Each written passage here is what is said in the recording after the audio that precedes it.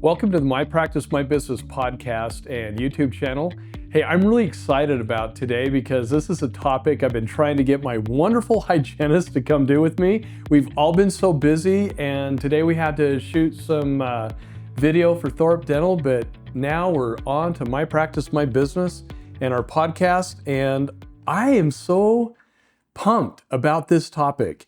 And the topic today is dentistry's blind eye to gingival infection. I said it. Are we in trouble now? Okay, this is gonna be really fun. This is a podcast and a video that you're gonna wanna watch all the way to the end because we're gonna cover some things that are gonna be pretty powerful. And you know, every dentist would like to say, oh, my hygienist team, they're the best. I got the best hygienists. I'm sorry, docs, I do. And I wanna introduce them. My hygienists been working with me for some of them for many years, some of them for a year or so or three. Yeah. So I'm going to start out with Courtney here. Courtney, go ahead and introduce yourself to the people that are watching and listening. Okay, my name is Courtney. I've been a hygienist now for 10 years this May, and I have kind of an interesting background in dental hygiene. I went to school in Pennsylvania. I'm from Pittsburgh, Pennsylvania, and I practiced in Pennsylvania for a couple of years. My husband was in the military, so we moved down to North Carolina. So I practiced in North Carolina for a few years.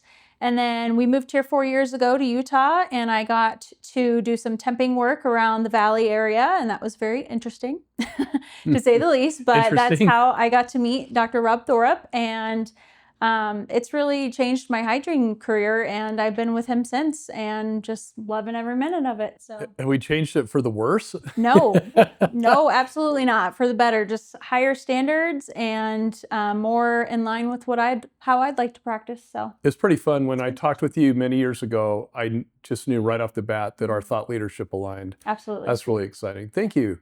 Yeah. Nichelle, you get to introduce yourself. Hi. Nichelle, she's been with me for many years. Yeah, 12 years. We recruited her right out of school. Weeks. Yeah. My name's Nichelle, and I've been here 12 years. I got really lucky somehow, and right out of school, I saw a KSL ad for a job that might give away my age a little bit, but KSL ad for a job here at Thorpe Dental. I came and I got it, and I quickly decided that I would never leave. I've temped around at a few enough offices that I know that I just want to be here. So. Oh, I didn't pay her to say that either. I just wanted everybody to know. It was fun when we looked at Nichelle's curriculum vitae and we said, oh my gosh, we definitely want this hygienist here. She was one of those super smarty pants in high school. So she graduated top of your class, something like that. Whatever. Okay, but that was a good reason to keep her, and it was a great decision we did. So I made 2 great decisions. Laura, go ahead and introduce yourself. All right, I'm Laura. I am the oldest hygienist here. I've been practicing for 18 years in dentistry since 2002. So that is assistant, so old. I know. Ugh. It's nothing compared to Ron. Not as old as me. Thanks, Michelle. I've done a little bit. I've worked in an office for almost 10 years, left that office when our thought leadership was not aligning, and took a few years to try and find a new dental home where I fit, where they allowed me to practice at the height of my abilities. And I found Rob through a friend, and it's been great. I said, one of us will die, and that's how we'll end. Because I am not going anywhere. So if I have to move, I guess my husband moves without me. And if Rob has to move, I move with him, because this is the only way I can treat patients now. Don't we wish all of our employees were like that? I mean, all 3 of them, I've fired them probably half a dozen times. They just keep coming back. I can't get rid of them. Yeah. Nor would I ever get rid of them. Well, this is going to be exciting because these are topics that we have talked about for years amongst each other. And I love my team because my team, they think outside the box. We train at My Practice, My Business. We train in periodontal therapy, gingivitis, or I'll say gingival therapy.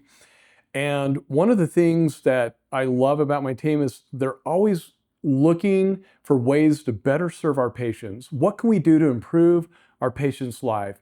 And also, what a concept to be paid fairly for that service that we provide.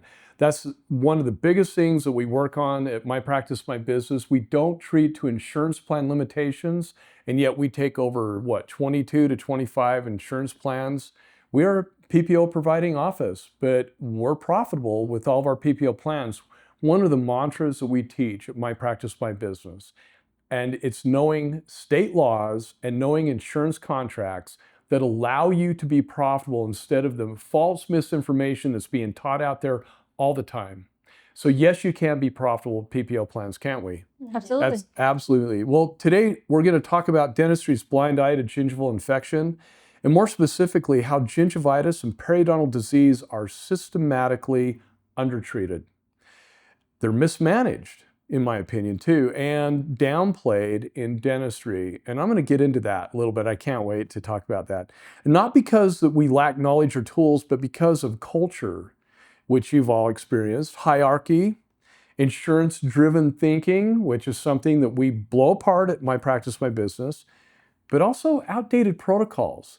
As we have discovered many new medications and techniques and technologies to actually eliminate gingivitis and to eliminate the nemesis of life, periodontal disease, or what we term periodontal infection, which is actually, in our opinion, a more correct name to call it, right? Okay. Well, in this episode is definitely for dentists and for sure hygienists, but this episode's also for the public, because what's happening in dental offices every day is actually not good for the public. And it's like I'm not calling you guys out on this. I am asking you to up your game because you know how. You have the skill set, the hygienists do. We docs, we sometimes hold them back. And it's important for you to know I'm guilty. Throughout many, many years of my practicing career, since 1989, we used to treat gingival inflammation with a prophy constantly. Click our heels together, hope everything gets better, yell at the patient to brush and floss more.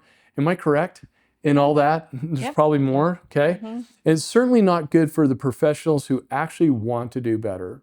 So I can't wait to get into this discussion. Our first topic, hygienists are not supported to treat infection. Oops, am I hitting the hard one right off the bat? So I want to start here. Hygienists are often not supported by dentists they work for. Docs, maybe this is the reason in Utah and other states that hygienists want autonomy, because we're not supporting them how we should to properly do what? Treat periodontal disease and gingivitis. And I want to be clear, it's not a skill set problem that you all have, is it? No, and it's not a motivation problem, especially with hygienists that are paid a percentage of production or paid on all production, right? And it's not a permission problem either.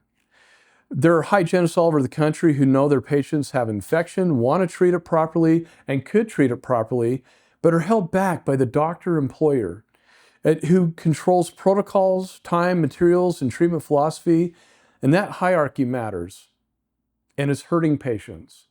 Have any of you experienced that before? Go, Courtney, let her rip. Oh, have I? Well, here we go. As I said before, temping in the Valley has been very interesting. Just working with several doctors at a time and, their philosophies, like it just is like a whirlwind. But time and time again, I've had doctors just tell me, we don't have time for all this. Just clean them up and we'll see them back and just see how they look. Even the doctors that we have in training, in the team training, advanced training, they admit that. Yeah, absolutely. And why do they do that, Court? Why do you think that? Honestly, it doesn't make sense, because if you treat the patient to what they need, usually that's a little bit more of a production, right? So you would think they would want that extra production by treating the patient the way they need it. Medicated mouth rinses, fluorides that actually have medication in them, antibiotics, all kinds of things. Direct. Indirect. Yeah. Systemic. Systemic, yes, sorry. My bad. Exactly. But yeah, you would think that these doctors would encourage us to go after the disease and treat it the way it needs to be. But time and time again, I've had people just tell me basically to ignore it. And I am flabbergasted every time. Mm-hmm. especially gingivitis, right? Yeah, absolutely. How many times So have you had undiagnosed. patients, you got a crime scene on the bib Absolutely. and you slopped it on All their the time. white shirt? You ever done that? I've done that. Yeah. I try not to. It doesn't look Exactly. very good. But yeah, I mean, what do you think? Do you guys agree? Michelle? Yeah, I totally thoughts? agree with that. There was one time I temped at an office and they gave me 15 minutes for periodontal maintenance. 15 whole minutes? 15 minutes Whole was minutes. the That's like scheduled. That was the 14 minutes scheduled. more Yeah. than you need just to read through the notes and I figure out know. what happened to the Yeah, patient. the assistant Yeah. took x-rays, but that was like cleaning, polishing, flossing, like let alone any sort of like oral hygiene instructions didn't exist. And there was That- calculus everywhere. And That's so, an office that just doesn't know what they don't know. yeah, Would you agree with that? yeah, absolutely. But what else? Anything? Yeah, you wanna add? I remember thinking like I'm just gonna do the best I can, and I just let them go, and I thought like I didn't actually do that much. How many? But how go many pay of your copay and go home, I guess. How many of our colleagues, hygienists, you're all my colleagues. I treat my hygienists like colleagues, and that's how we should be treating them. Don't even get me started there. We co-diagnose together, don't we? We're a team. I love that. But how many times do you know? It's like you just said something that actually blew my brain. I'm just going to do the best I can with the time I have. And it was not that good of a job, I will admit. Thank you. They can't be. I was just going to say, I can't do a good job in 15 minutes. Yeah. Laura? No, I've seen exactly the same things where the dentist just, maybe the patient complains to the dentist and says, well, she says I have this infection in my mouth. And the dentist's like, it's not a big deal. You're fine. It's not a big deal. And I'm like, but it is. It is a big deal. And I've also seen hygienists just become complacent as well because they're so used to being told no. I was just going to say, they're used to being beat down. Yeah. And so they're Right. just, that's their daily is I'll just do the best I can. And they forget how good of a job they can do. They forget how much oral hygiene instruction for patients is important. And so I think it takes. Okay. I was just going to say, do you three get paid for oral hygiene instruction with some of the modalities that we do? Yeah, Yes, we we do. do. I mean, Yes, so we we do. actually Time. charge the patient for it? Yeah, we do. What a concept. No, let's treat to insurance plan limitations. What does it say on the EOB? Inclusive. This procedure is the patient is not to be charged for the procedure. What are all the stuff that it says? It's an actual D code in the CDT code book, right? I was just about to Yeah. say that. So why doesn't it- have the Yeah. code? Doesn't Yep. it fall under non-covered service laws? Okay, we won't even go there. No, All right. we won't. We'll get too angry. That's another topic. Yeah, here's another one. Routine cleanings for diseased tissue, which is kind of what you guys were alluding to, Yeah. right? Yeah. Right. Patients come into a dental office every day for exams and cleanings, and many of these patients have visibly unhealthy gum tissue. Like the one we saw just the other day. Who was with me with the one that the patient we had? Oh, bless her heart. I was thinking, I mean, it could she be all smiled, of us. and it is Oh, like, yes, that yeah, was you. mine. That's probably yes. Yeah, I'm like, whoa. She hadn't been since she And was 16 and she was I 23 can't- years old. I can't Wow. wait till you bring her back to full health. It's going to change her whole Yes. being, Mhm. And I guarantee, which we see all the time, when we bring our patients back to full health, when you ladies bring our patients back to full health, the common statement is, I have more energy. Yeah. Isn't it? I've heard that so many times. The body's immune system's working overtime here, and it's not meant to do that. Sometimes I feel like So- their complexion changes, literally. Like they look better when they come in. Yeah, I'm serious. lively. There are No, you're- people who have like really Absolutely. severe periodontal Yes, disease, they you come are. in and you're like, you look different. You're smiling and you have like better Yeah, complexion. their They- confidence Yeah. comes That back. gum tissue is red, swollen, bleeding on probing. Okay, 4 millimeter pockets or deeper. Okay, and then the only thing gingivitis doesn't have is radiographic bone destruction.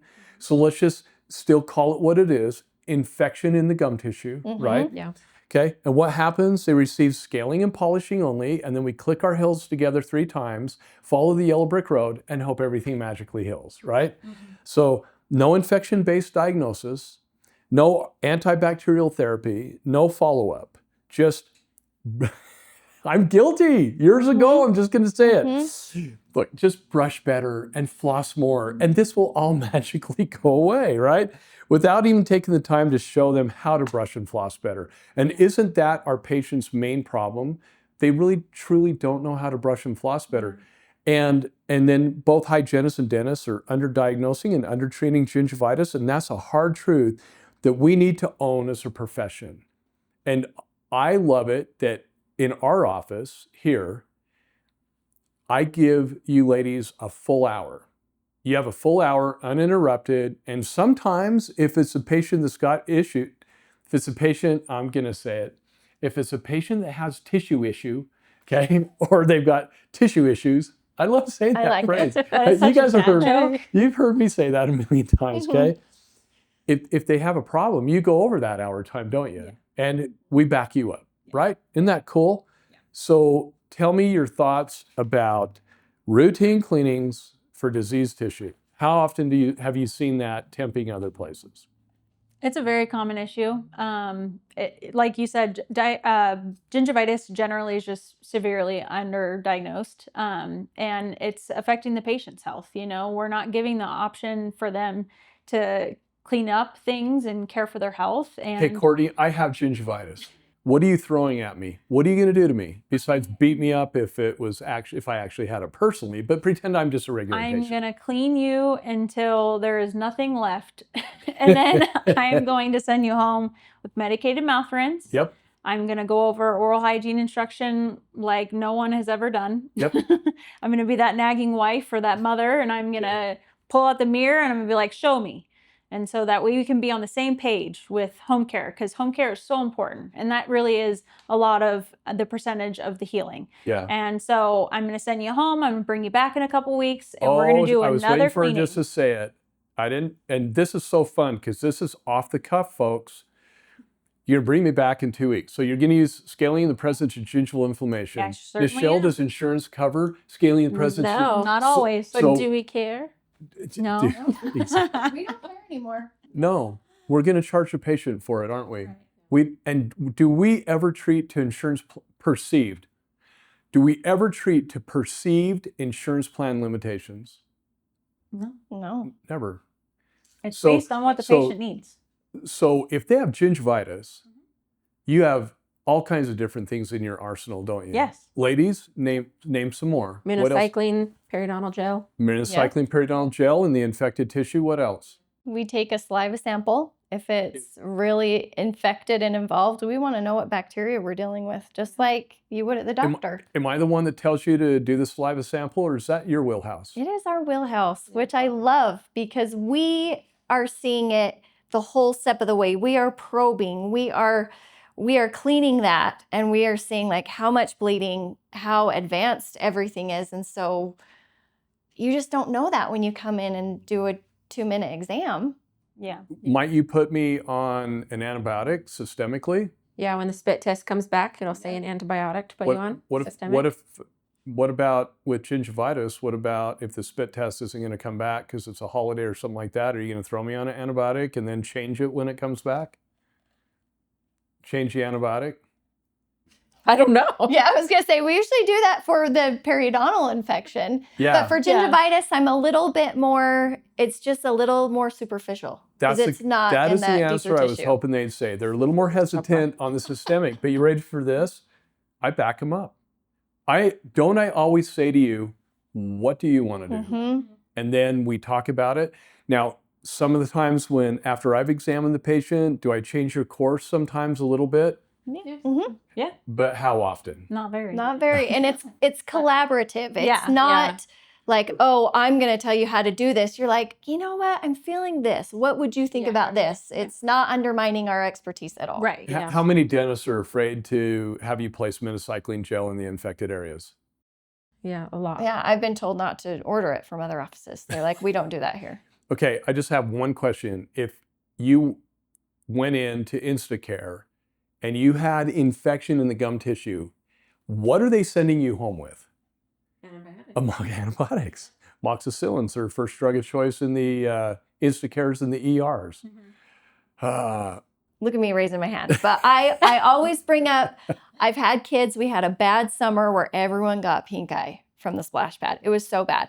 But they sent us home with a systemic antibiotic and we had eye drops. We were fighting it from every direction to get rid of that infection. Is that amazing? And I've had that with ear infections too. We have eardrops and we have systemic antibiotics. And why is that such a hard different concept for dentistry? So I tell my patients that, and then they make that connection. They're like, oh yeah, well, my doctor would do that. So yeah, I trust you because you're a healthcare facility. Okay, so all of you think that we're all that in a bag of potato chips now and that we've been treating this like forever, treating gingival infection like this. Nichelle, when did we start treating gingival infection like this? In 2016. 2016.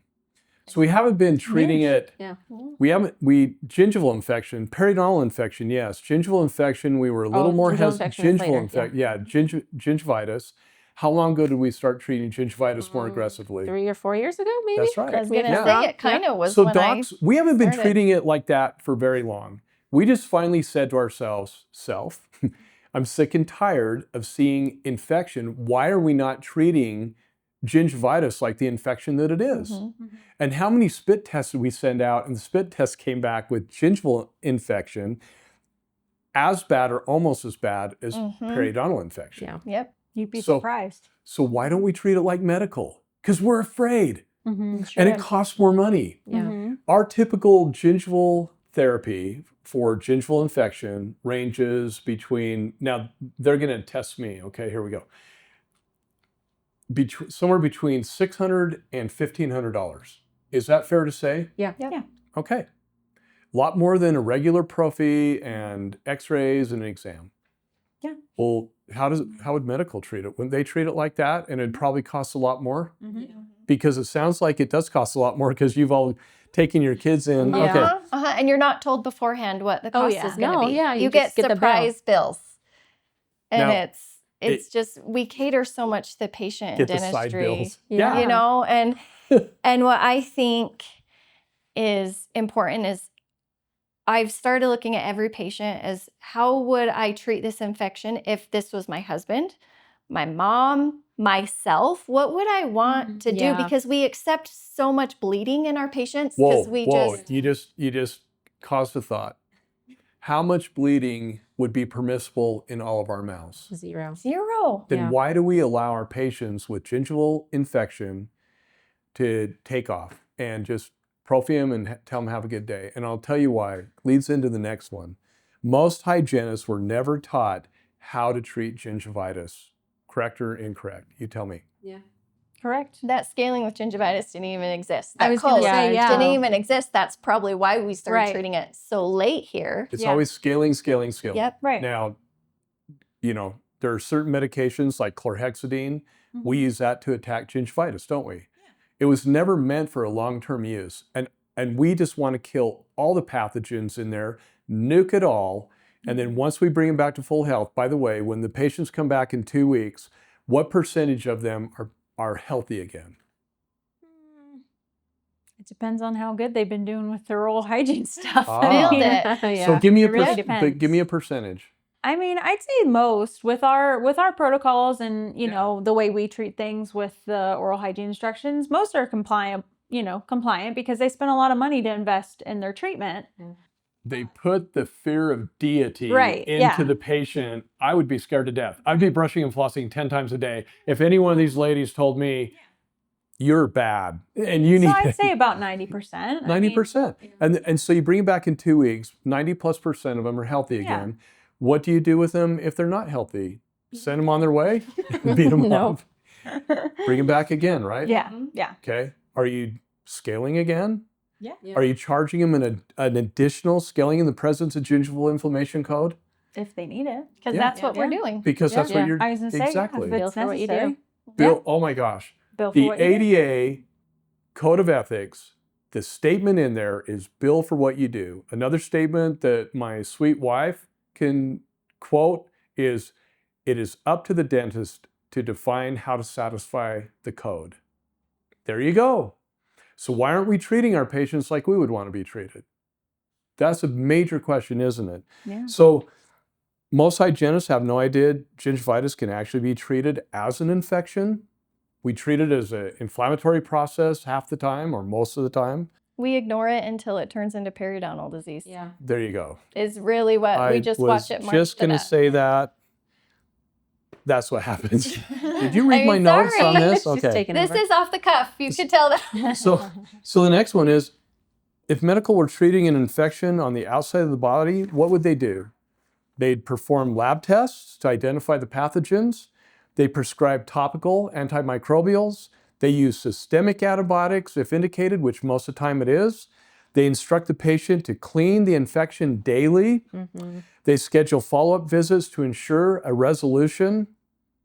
What do we do in dentistry? The hygienist identifies bleeding, inflammation, infection, and is directed by their doctor or employer to scale and polish, tell the patient to brush and floss better, and hope it clears up. No antimicrobials.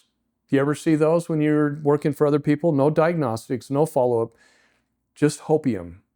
Hopium is not a good. drug, and it's very rarely effective. Correct me Another if I'm- dad joke. I love it. I love good. it. Yeah, it's one of my better dad jokes.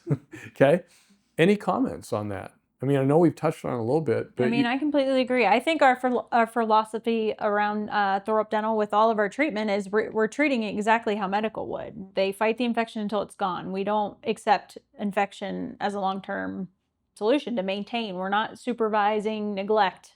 We are treating, the way we would want to be treating our family, because it's so important and it links to our overall health. It's not just about the mouth. So not we treat anymore, it- is it? All the Yeah. research is showing us about Exactly. so many other things, Yeah. right? Yeah, and if you had like a cut on your arm or leg or something, Yeah. and we can get that to heal up, you wouldn't just live with like an open wound on your arm the rest Right. of your life. Your mouth Exactly. is the same as And your Michelle, arm. how does a wound clinic treat a wound? It's a keratinized tissue issue. We don't have keratinized tissue in the mouth, so we have to treat it differently Yeah. every 6 weeks, Mhm. ideally. Okay, for those collagen fibers to reattach, Yeah. we have to be careful. They're juvenile. So when you ladies probe, Good job. we're just all guys here. When you ladies probe, you're gentle, Yeah. right? We're not. That's how I would Yeah. probe, right? Yeah, Yeah. bring it back 6 weeks. Okay. No, So no earlier. how often does medical see an infected wound on the outside of the body? My son that was in the Marine Corps, he came out, he's a wound and parabolic chamber tech for one of the local hospitals here in the state. And you've had some experience with that. Yeah.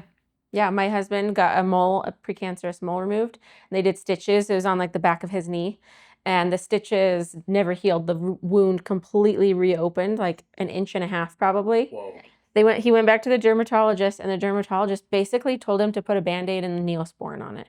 And then it started getting green and started to stink. Like periodontal disease does? Yeah. Yeah. Uh-huh. Your breath smells. Yeah. His legs started to smell. So yeah, we sent him to the IHC wound clinic. Yep. And they were like, oh, we know what to do with this. And they would like curettage and scrape off the dead tissue.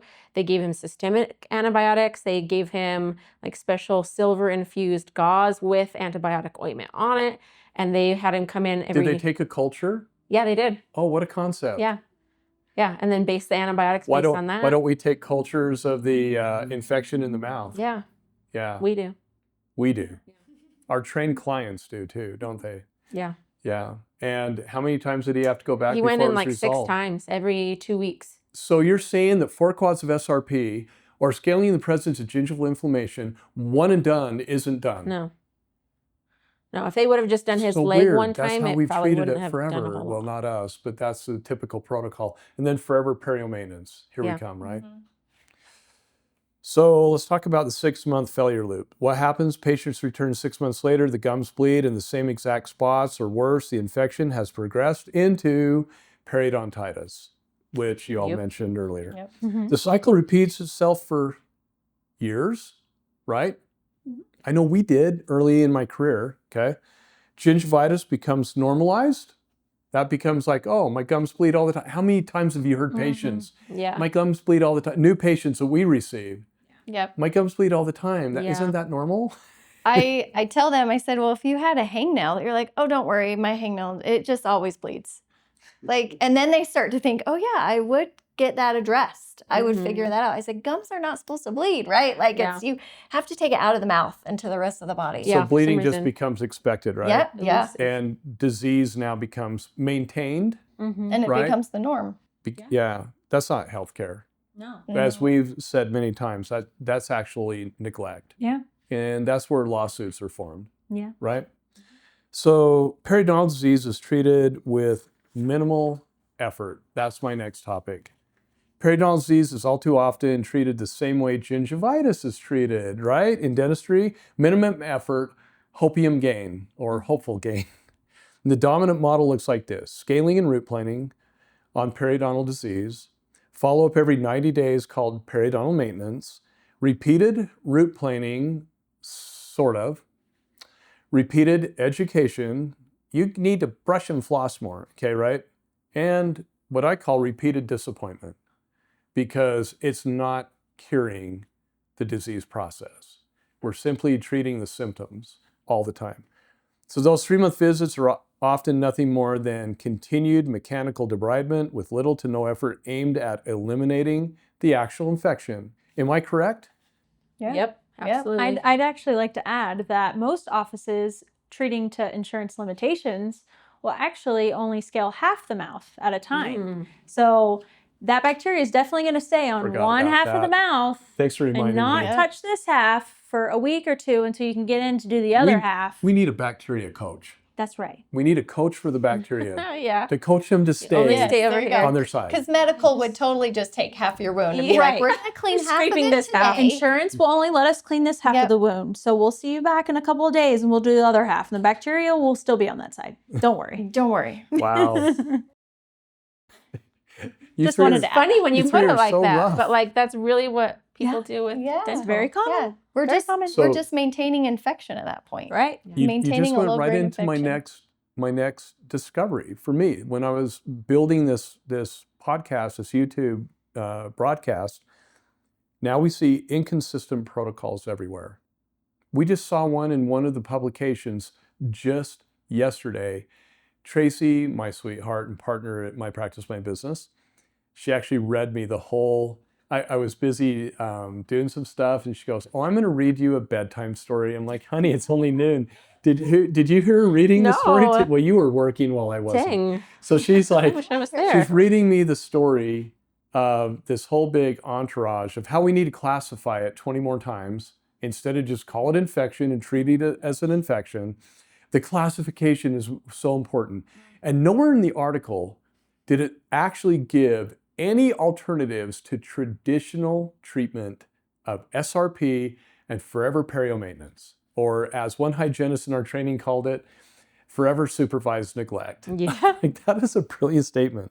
So you look across the country, what do we see? Office protocols all over the map, because we see some people treating it with laser, some people treating it with this medicated mouth rinse, some people treating it with this one, some people rubbing clove on it, some people doing, Oil all pulling. kinds of, yeah, I know, yeah, and no consistency from office to office, and often no consistency within the same office.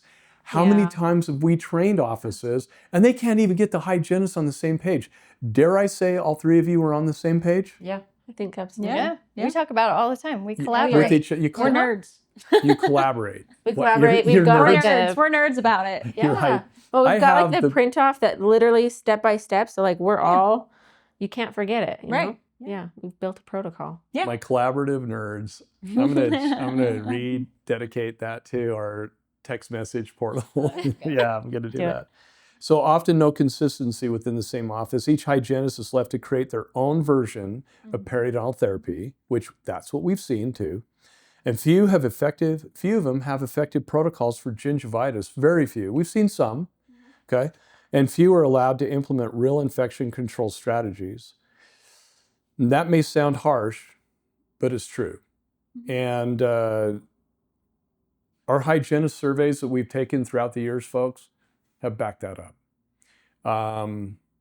That's why there's a lot of unhappy hygienists out there. Can I say that? Absolutely. Are you three happy? Yes. Very happy. Yeah. Now we are. Yeah. Good. There's nothing worse than an unhappy hygienist. That's right. Right up there with an unhappy wife or husband, right? So why is oral infection treated so poorly? That's my next topic. I'm going to ask yourself, why does such fragmentation exist? This is what I started asking myself when I was creating this. And why are treatment modalities so inconsistent? And why is oral infection treated so differently than a medical infection or how medical would treat it. And I think it's important for our audience to understand, I put myself through school as an EMT, and I had to do shifts through the ER. Back in the day, there weren't wound clinics, okay? The ERs oftentimes treated infection. And we would, as an ER tech, I would scrape the tissue with the best toothbrush ever. It was a wire toothbrush. Guess what we forgot? Did they numb your husband before they started treating it? Because that would what? hurt. How can you do gingival debridement and really attack those deep-pocketed areas if the patient isn't numb? Yeah. Yeah. And here's another $1 million question. Oh, this goes, I won't even go. Okay, I'm going to touch it. And do we charge for anesthetic? Yeah. Yeah. Is there's it a code for actually, are you performing a regional block or local anesthesia? Which one are you actually doing? Both. Yeah. I was going to say both. Sometimes Sometimes if you local, but- infiltrate the gum tissue, that's a local anesthesia. If you do an IA, PSA, that's regional. It's a region. MSA, Yeah. ASA, Yeah. those are regional. Yeah. Code for what you do. Exactly. Oh, but it's inclusive. No, it's not. Is it? Not if there's a code for it And- as well. Doesn't it fall under code. non-covered services? But so many dentists and hygienists are so afraid to charge for what they do because they've been brainwashed for umpteen years by third-party payers. It's free. Just like 170. Is it 170 or 171? The Limited oral reevaluate? evaluation. 170. 170. Yeah. D0170. Oh, that's free too. Isn't there a cost of goods associated with your hourly wage, the direct operating cost per hour just to run your room? Absolutely. No, that's free too. Let's just give that away free. And then they wonder why they're not profitable in And dentistry. then they wonder why. They're Yeah, giving away things exactly. for free. So, and here's a reminder that we can't ignore. A patient with bleeding on probing and probing depths of 4 millimeters or greater has an active infection, right? Yeah. And if there's radiographic bone destruction, they have active periodontal disease, or as we call it, Laura? Yes, I know. I'm reclassifying it into periodontal infection because it's an infection. And when you call it a disease, I thought of this when you're saying we're just in that every 3 months maintaining a low-grade infection. What patient is going to fight and really up their home care if they feel like they can't do anything about it? When you call it a disease, they're like almost like, Doesn't okay, matter well, I what guess you this do, is what you'll it is. have it I'll forever. have it for forever. It's a life And sentence. so if you They're tell not them, a little inflamed. oh my They're gosh. infected inflamed, Yes. right? And so when No, you we start, just have inflamed tissue. Very rarely I've do we have stopped saying inflamed that. tissue. I'd be like, oh, your gums are bleeding a little bit. I'm like, nope, you have infection in here. There's a lot of blood. We gotta, And we can get rid of it. Yeah. And Yes. Hey, what caused the you- inflammation? Bacteria. The bacteria. How often do we see gingival tissue that's just inflamed all by itself without no bacterial infection Not present? often. Not often. Yeah. Very rarely Yeah. in a systemic, Yeah. Yep. Yeah. somebody with this systemic disorder. That's the only time I've ever seen it. But And- at the and same that's- time, their bacteria and plaque, even if it's minimal, it's contributing to it. So Oh, you just say, absolutely. like, you have to be better. Like, giving the patient ownership and holding them accountable, I think, is the And- biggest love thing. that. I think. The idea that those tissues are going to magically heal without medical style intervention, that is unrealistic. Can I just say it? Mm-hmm. It's not going to happen. Yeah. So I know my hygienist friends out there can relate, and I know that many of you want to treat these patients differently, but you're held back. Mhm. And that's why you get frustrated, and I don't blame you. I would be so frustrated if I was trained in a hygiene program to treat infection, and of course you're always told in those programs, once you have periodontal disease, you always have periodontal disease. Is that true or false? False. True. It's That's true what that we we're were taught that. That's what we were And taught. No. like, which The statement you see is the false. It's confusion true you're that taught it in happens school. with the brainwashing? Okay, No, that's we're what just very you're taught in literal. We gotta school. We make are sure. taught that in school. Yeah. Yes. But in reality, how many patients have you eliminated periodontal disease and yeah. moved back to Tons. 6-month recare? Yeah. Tons. So many. How many did Hundreds. we actually document from 2017 to 2024? Over 350. Over Every time. 300. Remember the number. What percent? You don't remember. It was a the- big number. It was a big.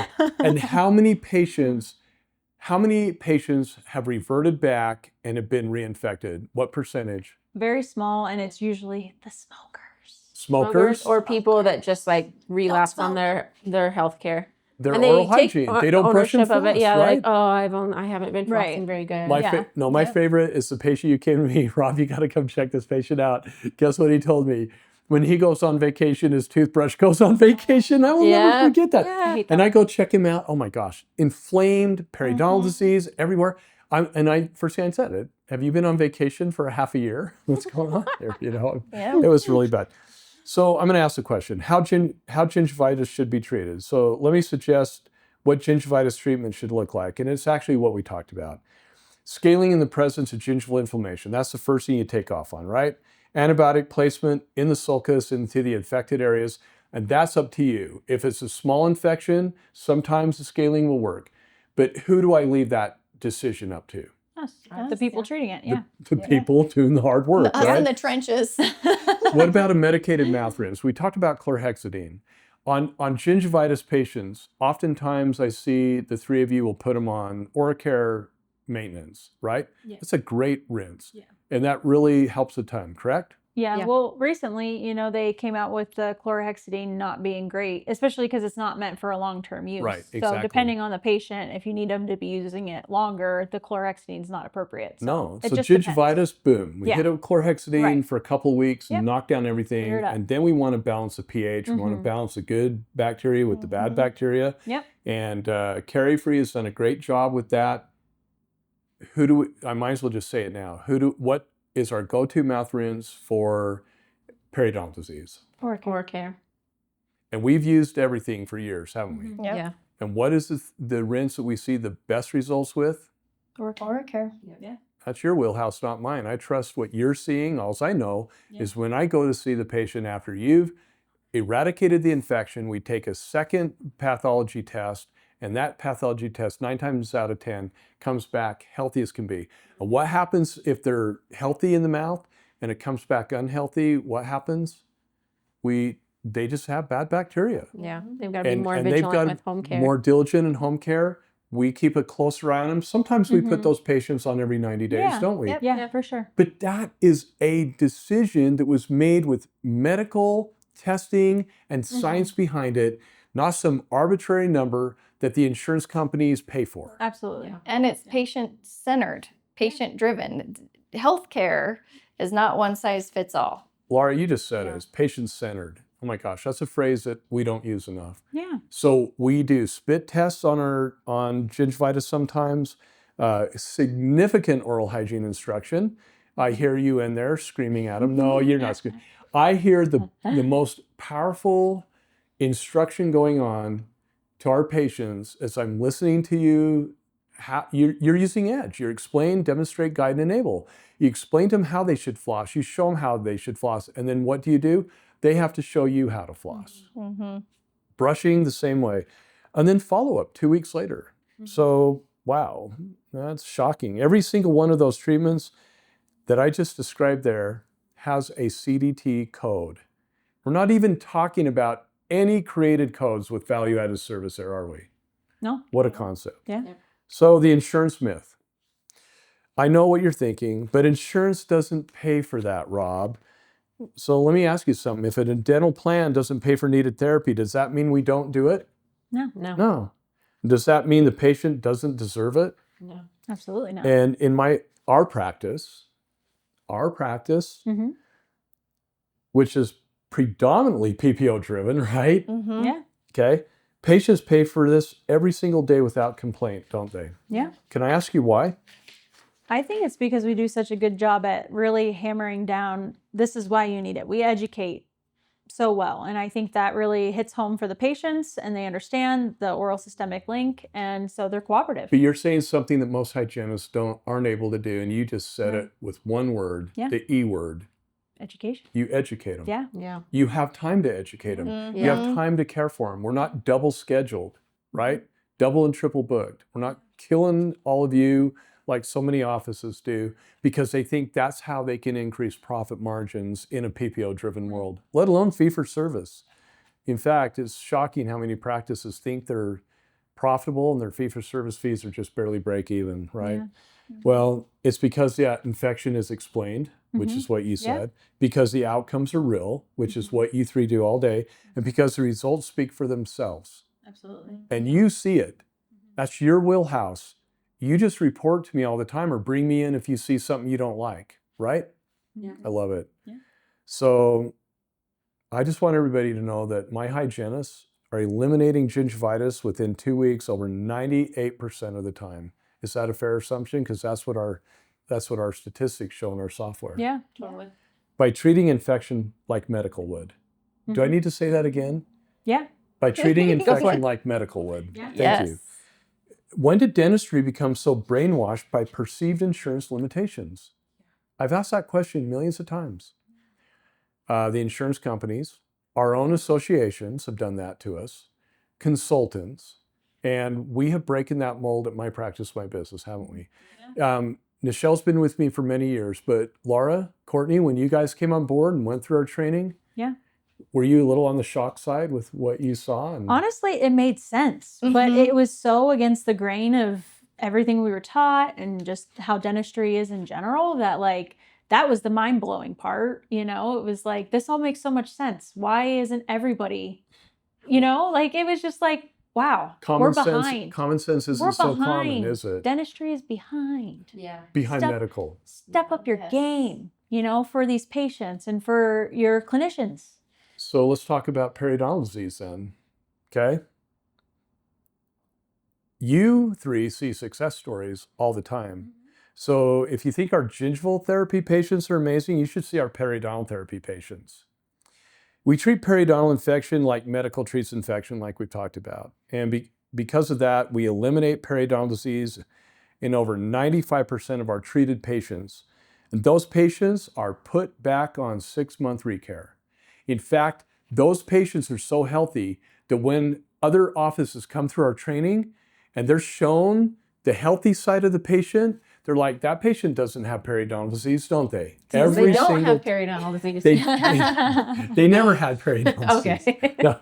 So, Oh, yeah. so it's like, it's weird, right? Yeah. And Yeah. if those patients happen to go somewhere else, they're never diagnosed with periodontal disease. They're never placed back on 90-day perio maintenance, ever. When they move out of town and they leave our practice, Yeah, their Isn't that new crazy? office has no idea. and the majority of them stay there. Yeah. Isn't that cool? Mhm. That's what we accomplished. So we talked about smokers and non-compliance are the ones that are the ones that those are fall the few. back, Mm-hmm. but very few. Mm-hmm. And how many people have we been able to get them to stop smoking? How cool is that? Yeah. Yeah. The next topic I want to talk about is supervised neglect. All right, so that's the every 90-day. Offices that rely on traditional scaling and root planing followed by endless periodontal maintenance rarely clear the infection. What do I mean? We've had a few of our patients back in the day go to a periodontist. We still see those patients. When they come in, I probe them and they still have bleeding pockets. Why is that? They're not treating it the way they should be. That infection, they're not clearing it up. They're literally just doing this cycle. Doing the same thing Yeah. that a regular office would do. And it's so crazy to think I graduated in 2008 and we're still treating periodontal disease the same way. Right. And medical is always changing Yeah. and always trying to do things better. I'm like, why are we just like good enough? In Status quo. the ADA News, a general dentist wrote an editorial letter and he said, can we stop reclassifying periodontal disease for the umpteenth time? Can we just all come up with an agreed solution to eradicate the disease?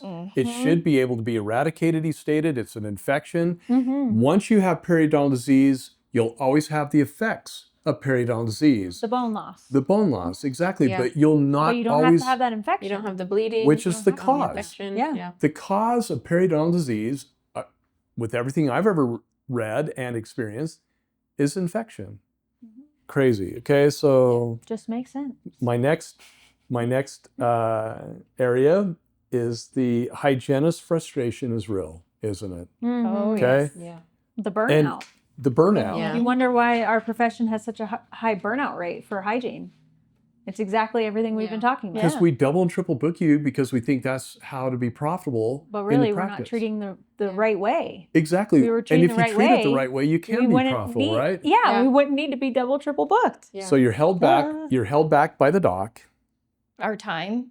Like that is a huge thinking of the 15 minutes. Yeah. Like you just get in this like burned out, beat down cycle of like, well, I guess this is how it has to be done. This is the best I can do with the time I have. With the time I have, and patients aren't learning, so they're not getting better. And you're like, why am I doing this? Yeah. All I'm doing is seeing. It's hard as like unhealthy a medical patients. professional to realize like I'm not doing anything for these people. I'm not fixing them.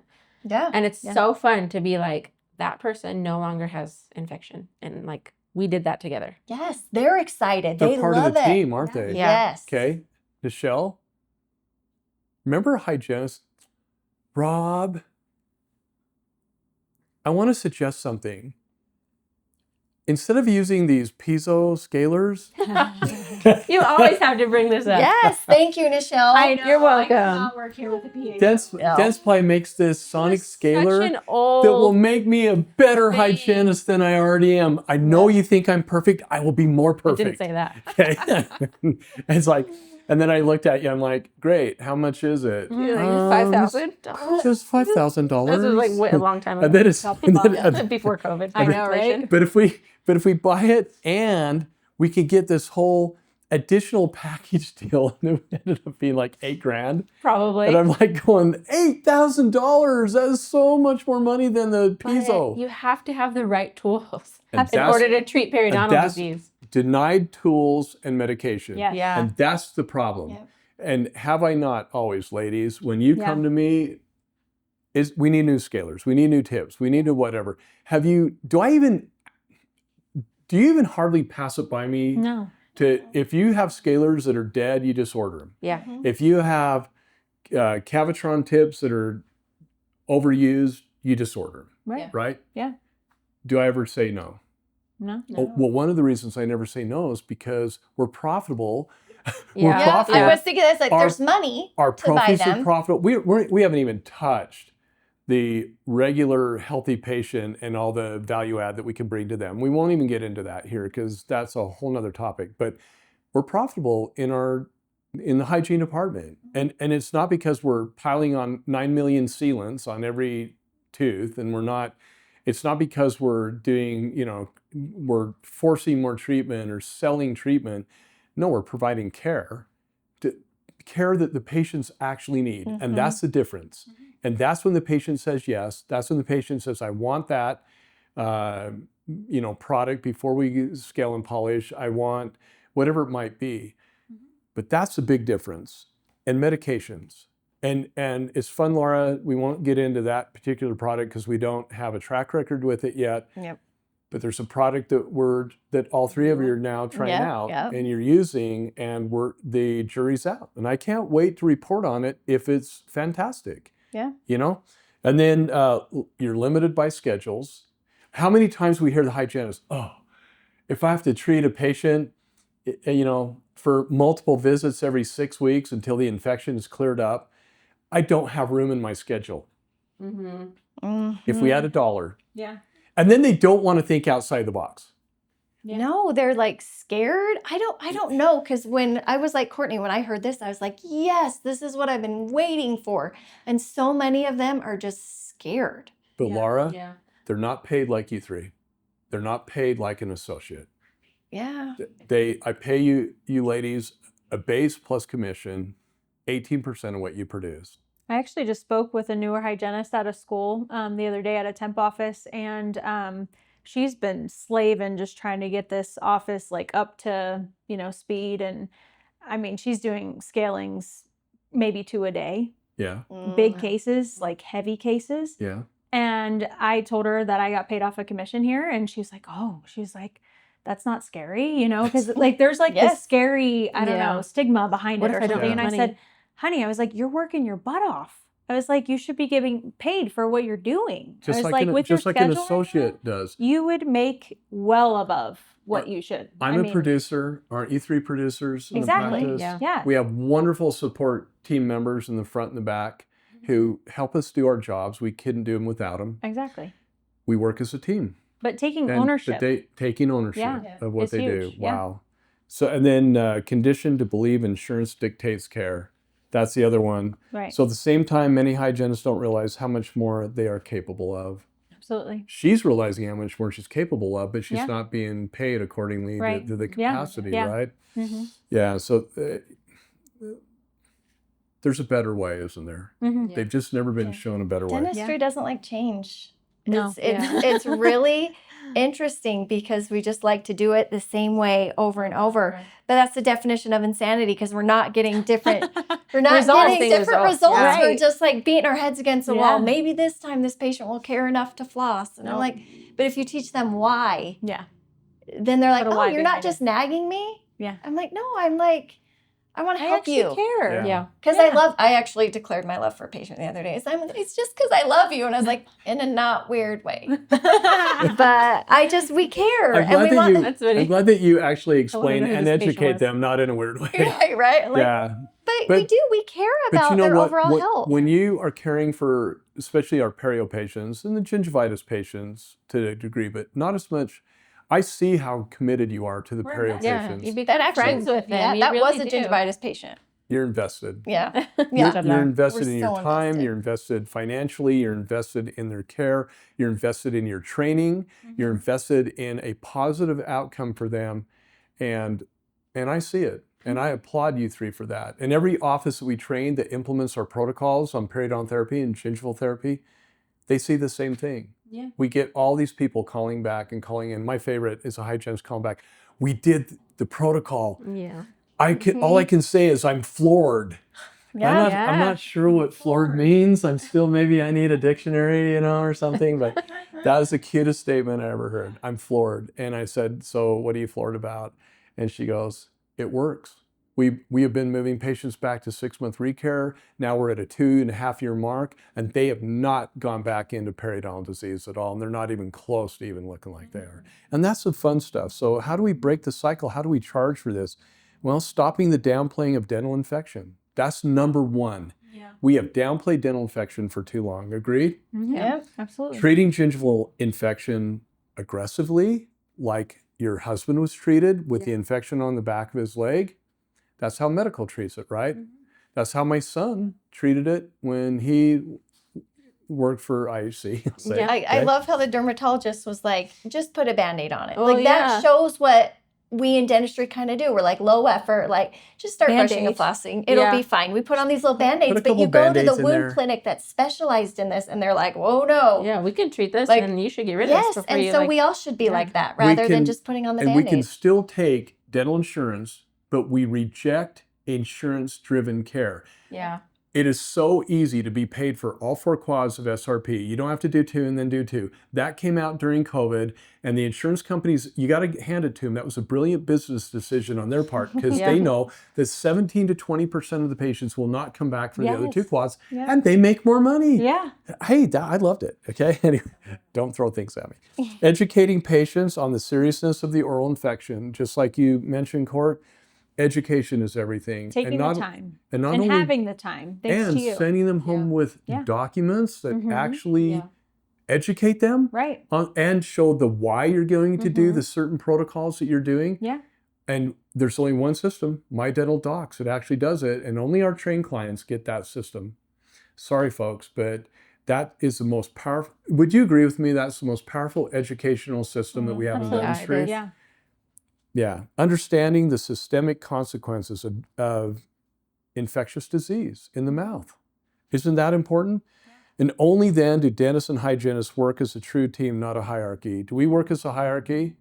No. Well, I kind of think you guys override me all the time, but No. no, we work as a team, don't Yeah, we? I yeah. love it when you come to me and we collaborate. Who said collaborate Yeah, earlier? I think I did. It's my favorite because I wish dentists and dental hygienists would. It's not a competition. No. We're not It's not better a than hierarchy. dentists. Dentists aren't better than us. It's a collaboration. We need to work together. Mm-hmm. But the that's- thing is you have your wheelhouse. We have our wheelhouse. Exactly. So Let's why do what can't we we work do together for and- the good of the patient Yeah, and their yeah. care?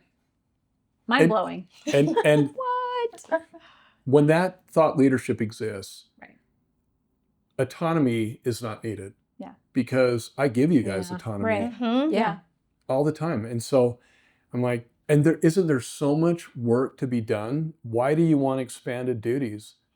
Look at how hard you're all working. And I need to say it right now. hygienists prolong and save lives. I've said that for umpteen years.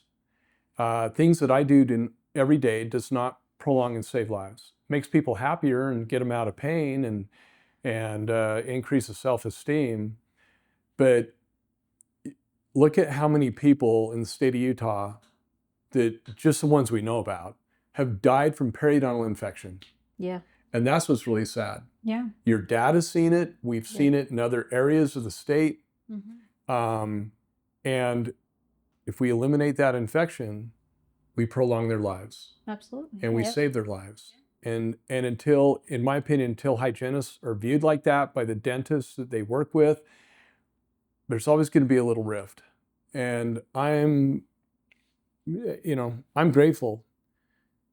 I'm grateful for the work that you do on all of our patients, and I'm grateful that you work with me as a team. I do have a lot of knowledge.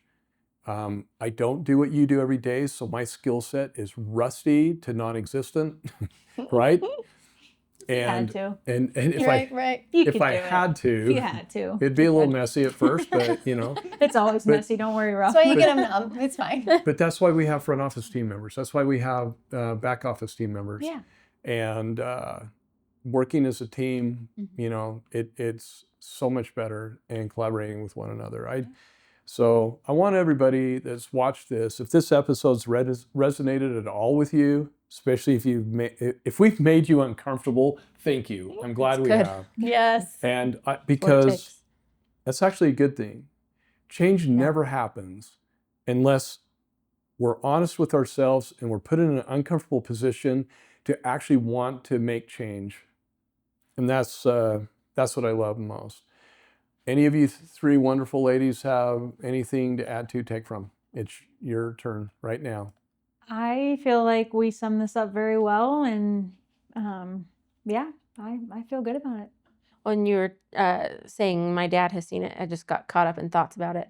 My dad knew a lady who died from periodontal disease, died from a heart attack caused by periodontal disease. And when you stop to actually think about these people and their health, and the fact that you can or can't or may not do something, or you can do something to help them, I don't know. I think that's really powerful. It's cool that we have the ability and the education to do that. Absolutely. Good point. Yeah. I'm just building on Nichelle. I saw a statement that said periodontal disease in your 30s means heart disease in your 50s. And so that right there, I'm like, that shortens your lifespan. Yeah. That absolutely does. Periodontal disease may not kill you tomorrow, but the effects of it are going to catch up to you.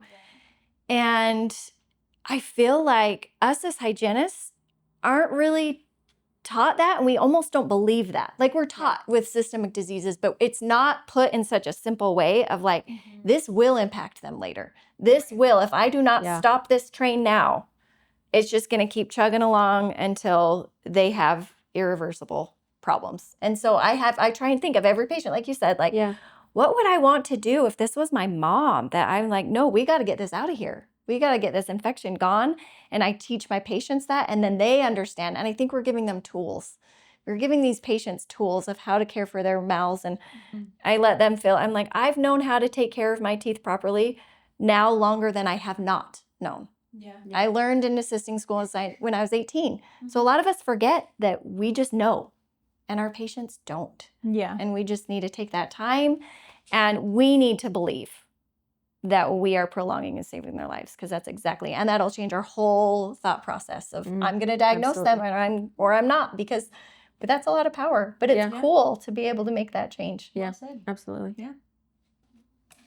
I don't have anything more to add to that. I want to thank everybody that's been on our YouTube channel, that's been watching this presentation. I want to thank everybody that's all of our subscribers on our podcast show.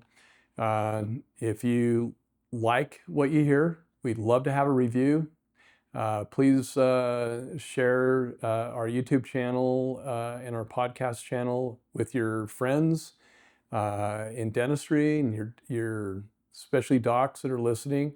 Share this episode with your hygienists. And by all means, if this has resonated with you, you should check out our training at My Practice My Business. Go to our website, mypracticemybusiness.com. Look at the amazing training that we do give. And one of the biggest segments in our team training is on periodontal disease and gingivitis. We'd love to see you at one of our trainings. We are one of the very few, if not the only company that guarantees that training. If you don't make income, we don't get paid. I don't know of a consultant that does that. Yeah. But that's dental consulting the way it should be. Yeah. Again, thanks for listening. We hope you all have a great week and hope this has been inspiring and hope this has caused you to think about treating infection in the mouth in a different way. Till then, have a great day.